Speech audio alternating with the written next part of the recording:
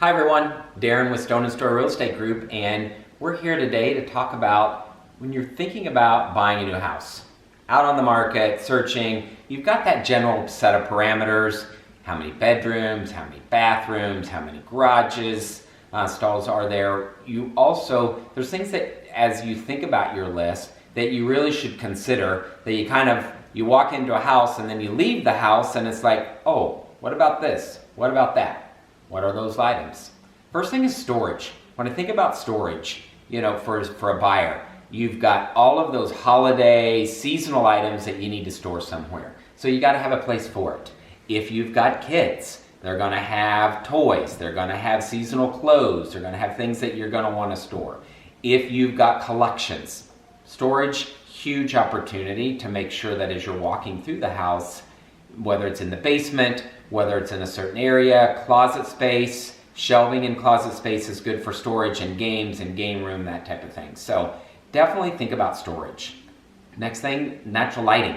You walk into a house and you can get so excited and they've got the lights on and stuff, but what's the natural lighting? Are there windows? How do they face? Are there ways that you can get the natural light without just having lights on? That's always key, so you want to make sure that the house is bright and airy and feels like it's sunny, it's warm, it's exciting, okay? The other thing, think about the age of the neighborhood. Is it a new area? Are there trees? Are there maturity in the lawns? Are there things that really are important to you?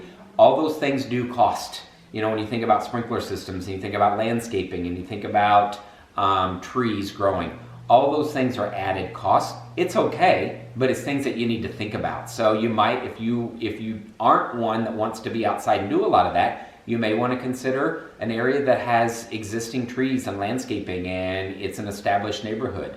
You've got demographics and you've got people in and out and who lives there. Where are you? If you've got kids, are you in an area that there's other kids to play with?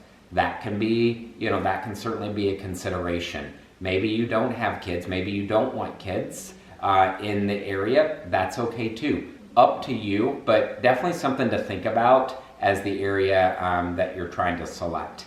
And finally, when you think about the layout of the house, so there's a multitude of things that go into the layout of the house.